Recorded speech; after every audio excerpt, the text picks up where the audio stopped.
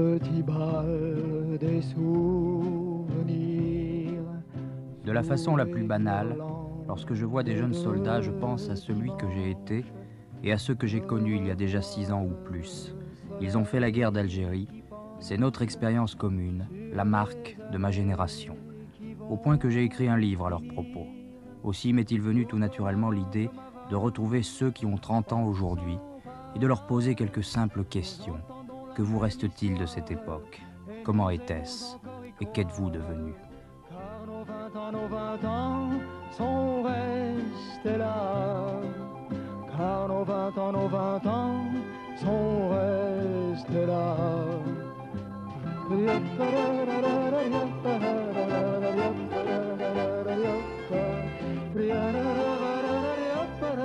À Paris, j'ai commencé mon voyage dans le souvenir par François. 34 ans, marié, 2 enfants. C'est un journaliste et qui a la bougeotte. Quand je l'ai revu, il rentrait des Antilles, où il venait de passer 1 an dans une station de radio. En Algérie, en 1960, il avait été dans un commando de chasse du côté de Palestro. Ce qui est drôle, c'est que tu m'en parles d'abord avec beaucoup de précision.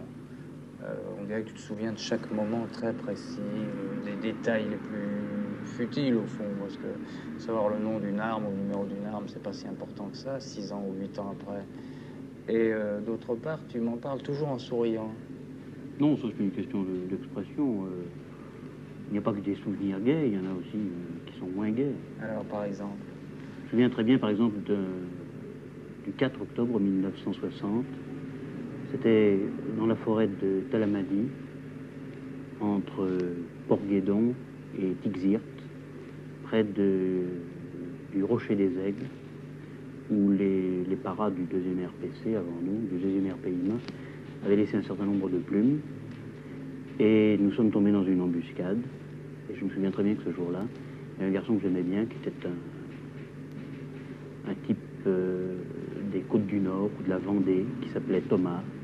C'est un blond aux yeux bleus, qui est mort, qui a été tué parce qu'il a reçu une rafale de maths dans le ventre. Et je me souviendrai toujours de ce qu'il a dit, c'était « Maman, maman ».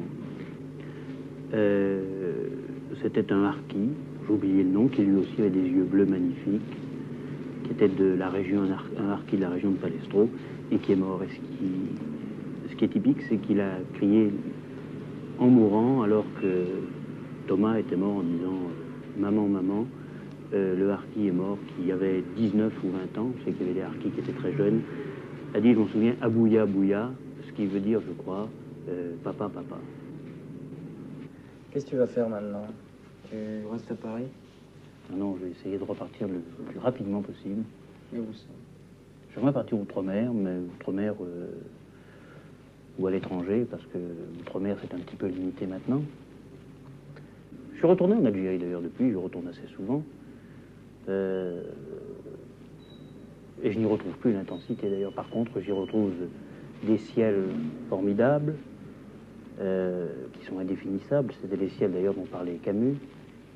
Et puis, cette mer qui est toujours bleue.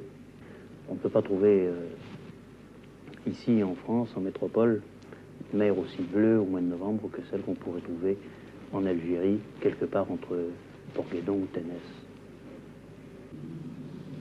Est-ce que tu as l'impression que ça t'a amélioré ou ça t'a fait du mal? Tu t'en parles vraiment avec beaucoup de oui. tendresse et de... Je parle toujours avec tendresse du passé.